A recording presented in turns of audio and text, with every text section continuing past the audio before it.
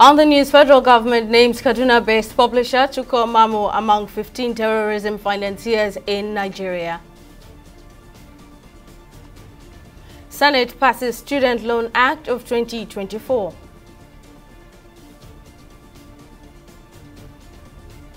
And NLC pickets Labour Party headquarters, demands Julius Abure's resignation.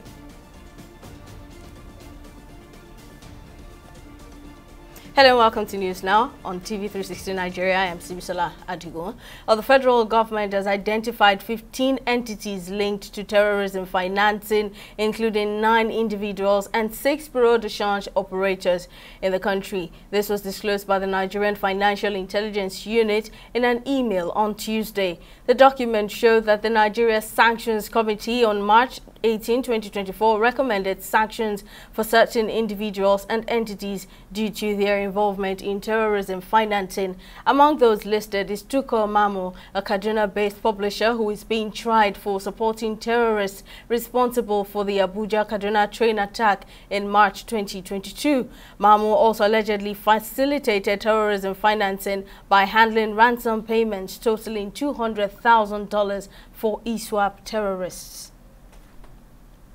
Well, I'm now being joined by Temitope Olodo, a preventive terrorism consultant, to speak more on the federal government list of terrorism financiers. Thank you for your time, Mr. Olodo. Now, what do you make of the list unveiled by the NFIU and some of the names mentioned there, like that of Chuko Mamu, who was a negotiator in a number of kidnapping incidents in the north?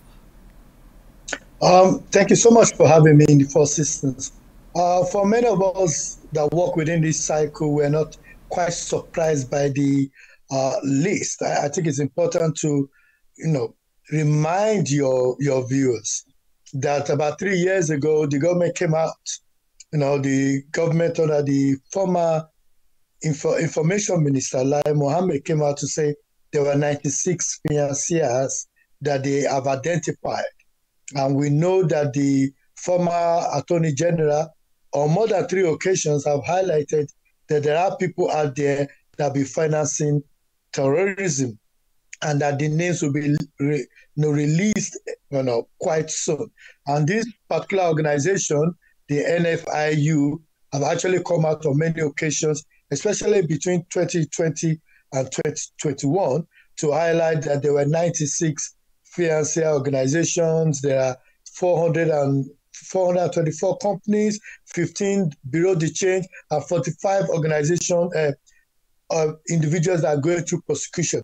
Up to date, we have not seen the outcome of those prosecution, nor have we had anything about it. So this is not quite surprising because the individual in question was well known to the security services and have been involved in all this kind of engagement. But why I'm a bit surprised is that it's still going to the legal court and is not yet been convicted. Until he's been convicted, I will not join others in,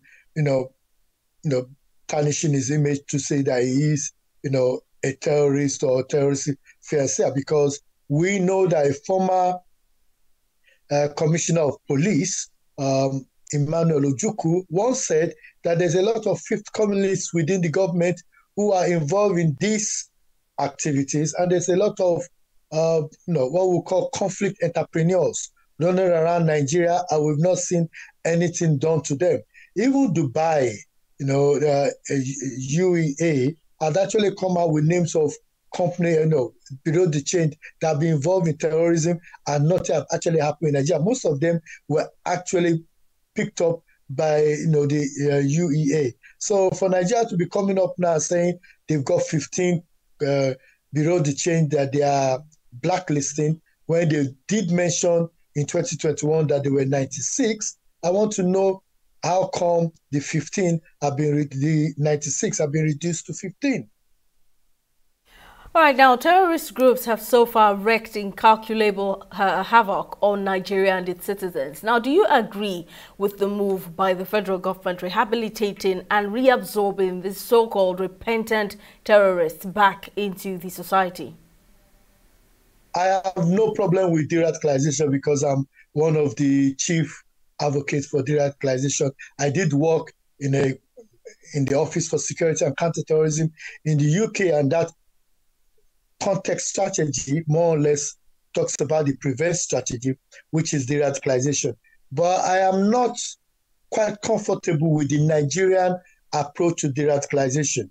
The reason being that the de-radicalization is a project which is more or less done in secrecy, and in which the military are the alpha and omega. So the military identify the people that are terrorists. The military are the ones that will identify people that need to be de-radicalized. The military will be the same people that will de-radicalize them, and the military will be the ones that release them. I feel that, the de-radicalization by the military, for the military, by the military does not work for me. It needs to be people-driven. It needs to be community-driven, because if those individuals need to be released into the community, then you need to get the community involved. And since Nigerian government have been involved in de-radicalization, how many success stories have we had? How many individuals have come on TV to say, yes, I was once a terrorist, now I am not a terrorist anymore, and I recruit about 5, 10, 15 people. I'm a valuable citizen of Nigeria. We've not seen that. We don't even know what their curriculums are. I had a budget of over 3 million where I was giving it out, to community leaders. There were community organizations registered that were doing those de-radicalizations and helping to ensure the UK is a safe place. That is not the case with the Nigerian project. And in a situation where the military is coming out to say 51,000 people have come out to surrender and they are being de-radicalized. It has never happened anywhere in the world. So Nigeria is the first of its kind to be de-radicalizing such a huge number.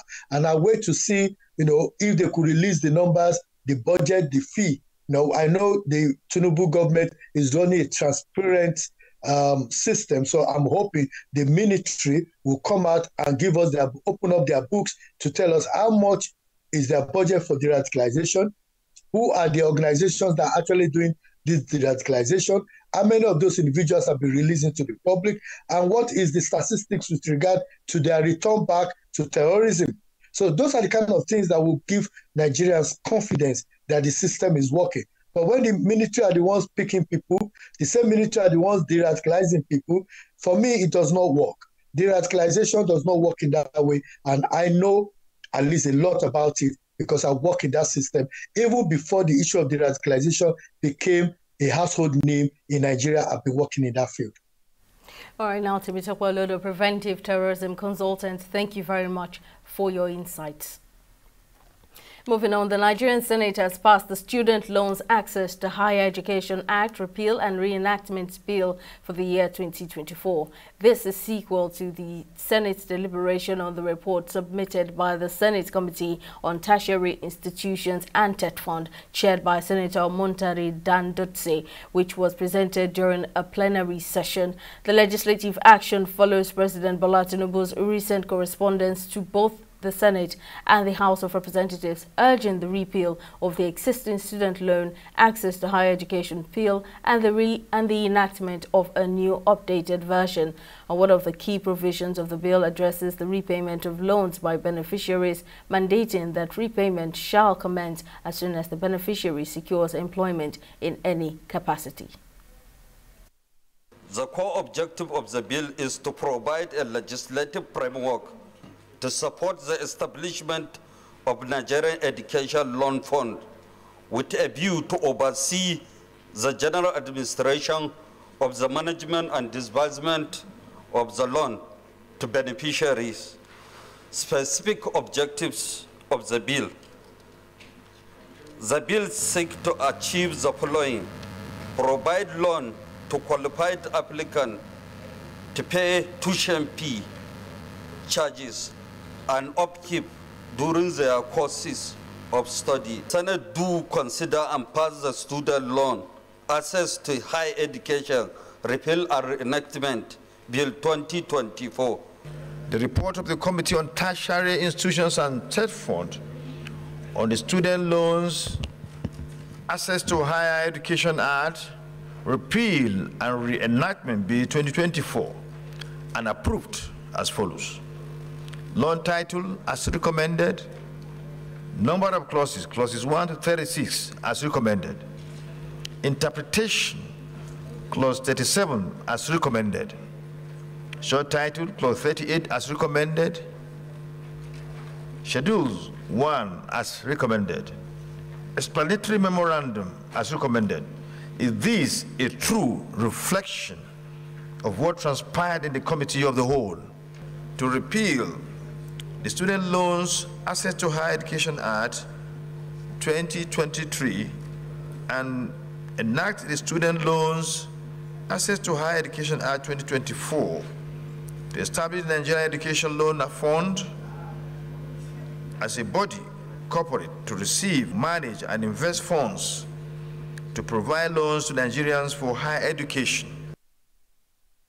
The conflict between the Nigeria Labour Congress NLC and the Labour Party took a different turn on Wednesday as members of the union picketed the headquarters of the party in the Utako area of the Federal Capital Territory of City Abuja. This protest is coming a few days after the NLC Political Commission declared the national chairman of the Labour Party, Julius Abure, unfit for the job. Members of the NLC, led by the acting chairman of the Political Commission of the Congress, Theophilus Ndubuaku, demanded the immediate resignation of Julius Abure as the national chairman of the party on the ground that he was not properly elected as the national chairman of the Labour Party. Correspondent Tamilore Akinkwolye has details. Members of the NLC arrived at the Labour Party headquarters chanting songs against Julius Abure, accusing the Labour Party chairman of embezzling funds. Angered by the absence of officials of the party, the union members broke through the gates. Abure is accused of running the party as a sole administrator, embezzlement of 3.5 billion naira realized from the sale of nomination forms and donations. The Labour Party belongs to Nigeria Labour Congress. Now, we are saying that this is injury time. Abure has been rubbing salt into the injury. Abure is a coup plotter, political coup plotter. He was made secretary of Labour Party in June 2019. In March 2021, Abure transformed into chairman of Labour Party. By himself, he plotted a coup. And since that time, there have been court rulings. There have been agreements initiated by INEC requesting Abure to do the normal thing. There is no convention that made Abure chairman of Labour Party. The Labour Party leadership, however, in an earlier statement, strongly opposed the directive, alleging that it was driven by Ajaero's supposed desire to become the next national chairman of the party. It also denied any financial impropriety, insisting that the party is open to forensic audits of its accounts. We have been communicating with Abure in writing, verbal communication, and everything.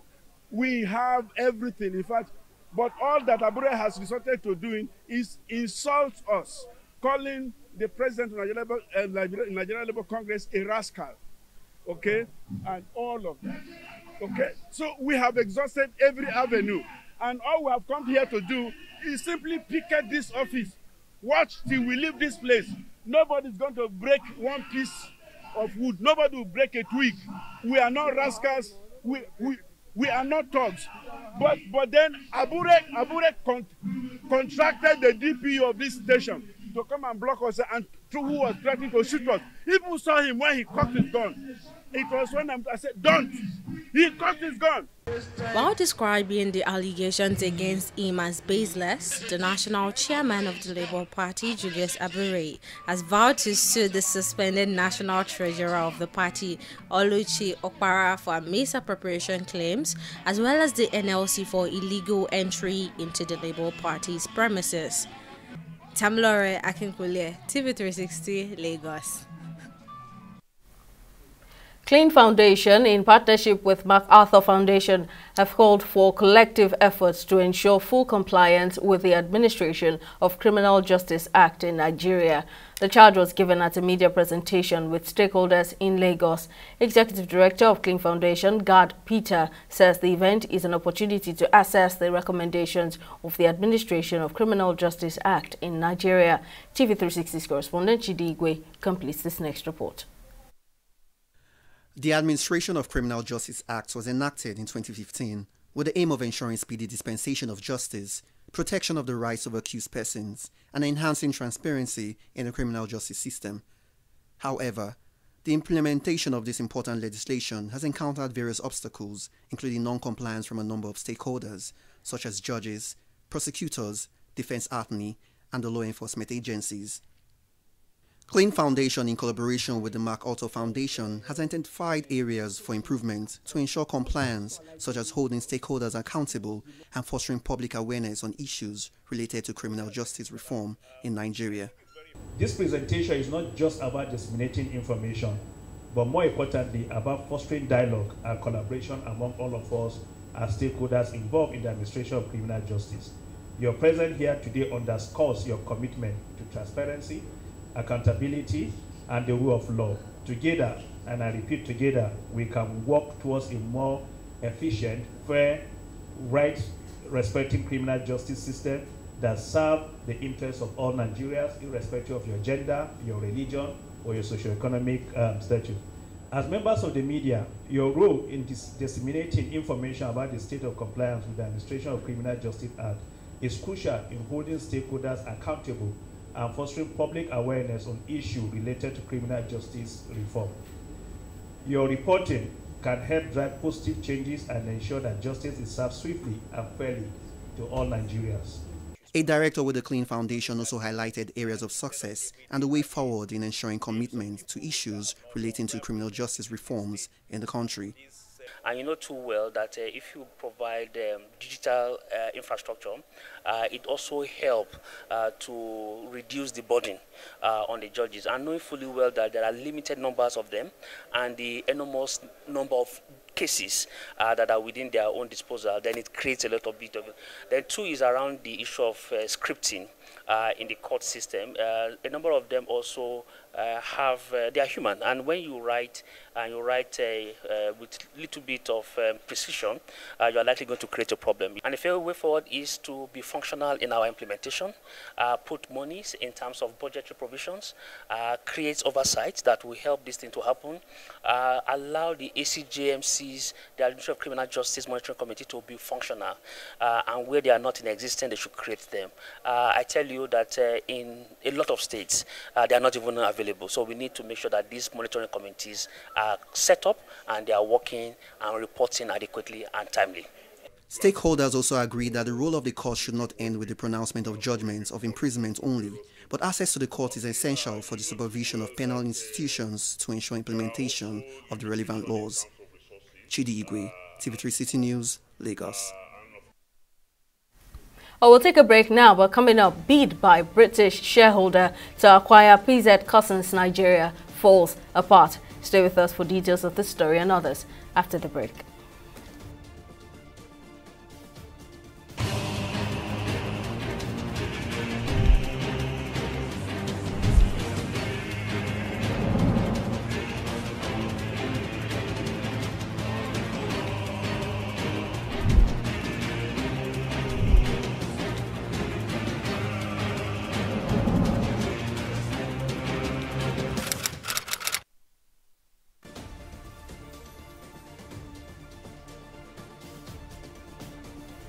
Welcome back. Here's a recap of our major stories.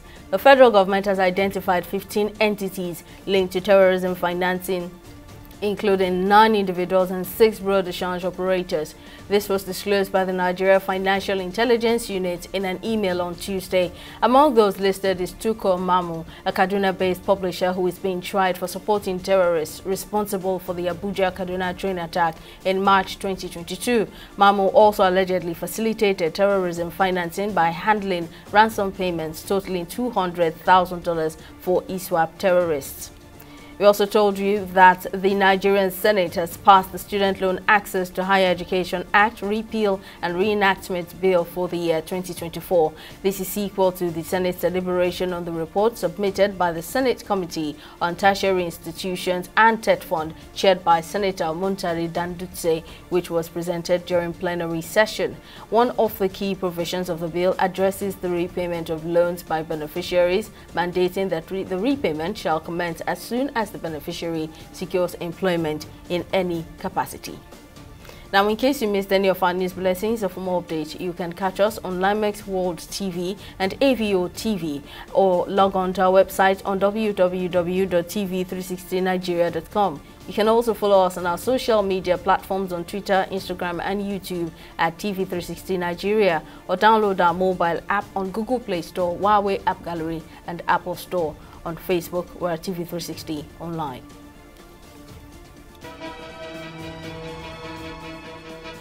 Opinions are free, facts are sacred, but truth is universal. How, in practical terms, can we, for instance, de-escalate the tension? President must see himself as the President of the Federal Republic. We know where the enemy is. 3 places, the Lake Chad Basin, the border area between Nigeria and Cameroon, and then the Sambisa Forest. On Digi 360, we give you a complete dose of everything. Opinion, facts, and undiluted truth. I hardly believe what politicians say in this part of the world. A new Nigeria is possible, a future is possible. We delve into the issues, dissect it so that you can understand it, and use it to take action. I don't think there's any need for any governor to look for grant for ranching. Digi 360, dissecting the issues.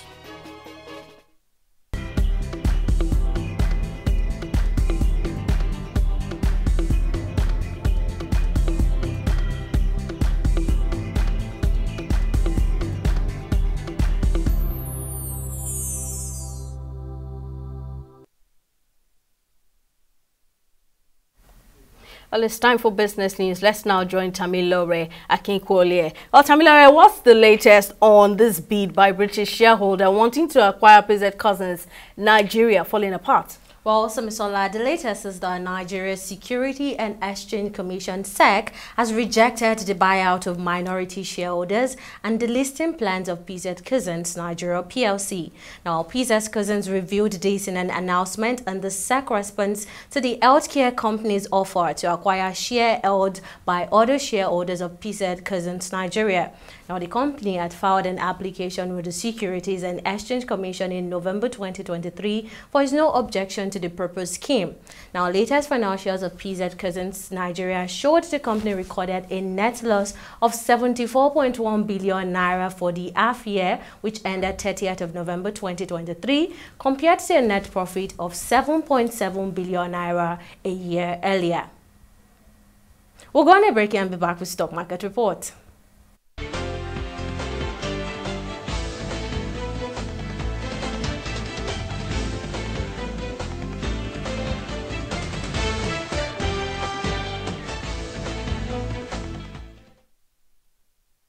Now on the stock markets, Nigeria's equities trading ended lower by 0.28% on Wednesday amid dirt by buy-side triggers. Now for the third time this week, the market had closed in the red zone.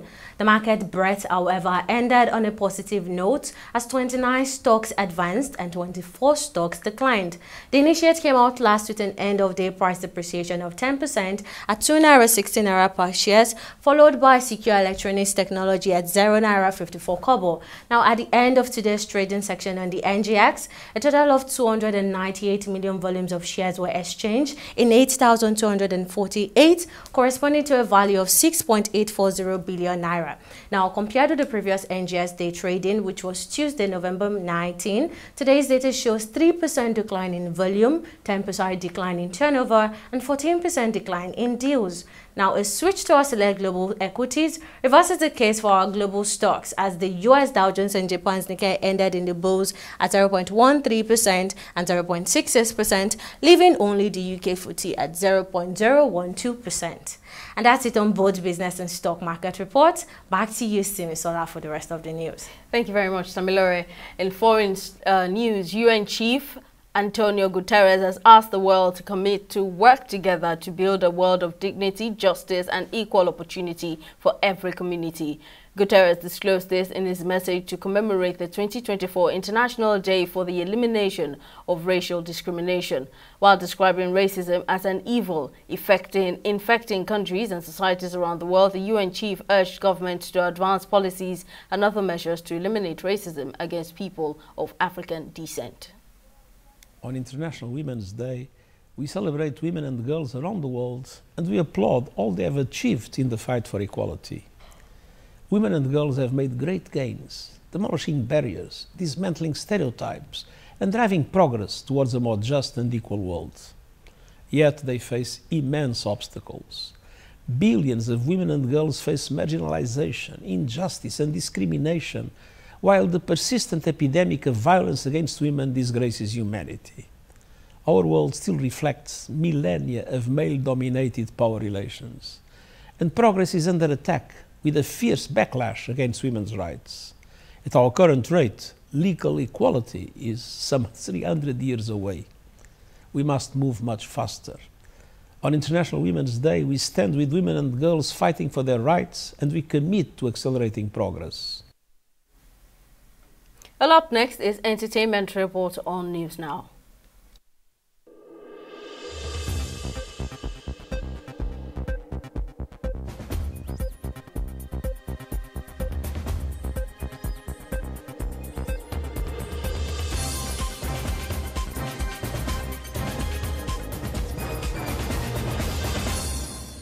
Grammy-nominated Nigerian singer Eresta has revealed her desire to be one of the leading Afrobeat artists. Speaking in a recent interview, the 21-year-old said that it is her desire for the genre to become the biggest in the world because it deserves to be. Eresta released Rush, a track off her debut album 19 and Dangerous, in September 2022. The song was nominated in the Maiden Best African Music Performance category at the 2024 Grammy Awards, but then lost to Tyler, the South African singer.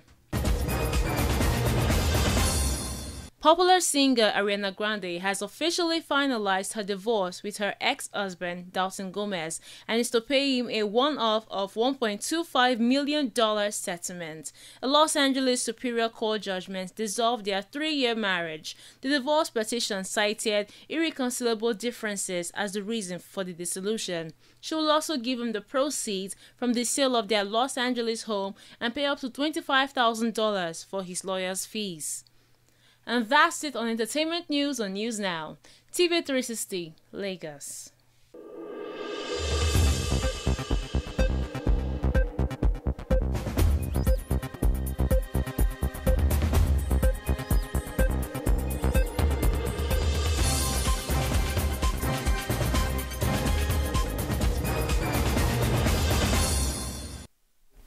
Finally, on sport, Nigeria's national women's basketball team, the Tigress, have been paired in Group B alongside Australia, Canada and France in the basketball event at the Paris 2024 Olympics. The draw happened on Tuesday at the Patrick Baumann House of Basketball in Mainz, Switzerland, and was overseen by basketball icons Benny Taylor and NBA legend Carmelo Anthony. According to the world body FIBA, the Women's Olympic Basketball Tournament draw principles were determined by the world rankings along with geographical considerations. Well, that's our bulletin. Thank you for staying with us. See you next time.